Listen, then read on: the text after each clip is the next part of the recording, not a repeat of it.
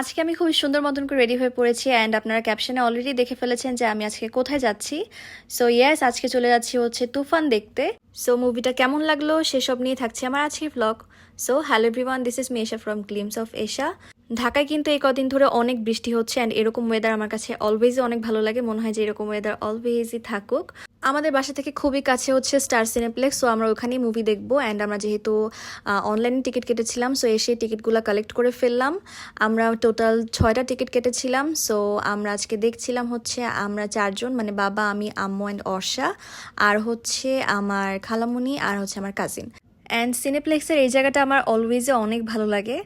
আর ওই দিন আমি চলে গিয়েছিলাম এই সুন্দর পাকিস্তানি ড্রেসটা পরে। এই ড্রেসটা আমার কাছে অনেক ভালো লাগে, যদিও লাইট কালার আমার তেমন একটা পরা হয় না, আমি অতটা পছন্দ করি না, আমার অলওয়েজ ডিপ কালার পছন্দ, বাট এই ড্রেসটা আমার কাছে অনেক ভালো লাগে। দেন আমরা কিছু পপকর্নস অ্যান্ড পেপসি এগুলো কিনে নিয়ে ঢুকবো, সো এর জন্য বাবাগুলো কিনলো। অ্যাজ তুফান মুভি অনেকটা হাইপড এখন, সো অনেক ভিড় ছিল। এই যে অলরেডি দেখতেই পাচ্ছেন যে একদম সামনে দিয়ে কত মানুষজন ছিল, আর হলটা এখনো পর্যন্ত ওপেন হয়নি, সো এখানে অনেক ভিড় ছিল। তো ফাইনালি হলটা ওপেন হওয়ার পরে দেখি পুরাই হচ্ছে সব, যখন টিকিট কাটছিলাম তখনও দেখলাম যে একদম হাউসফুল।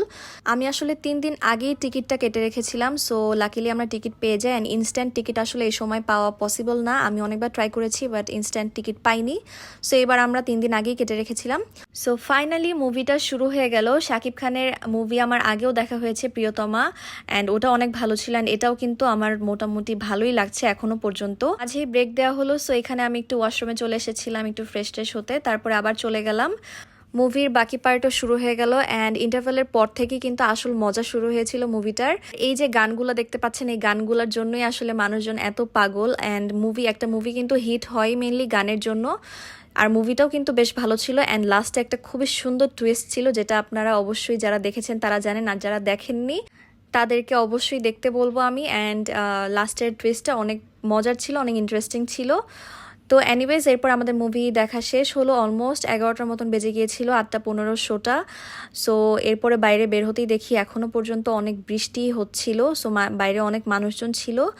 তো এই তো আমরা এখন হচ্ছে গাড়িতে উঠে যাব।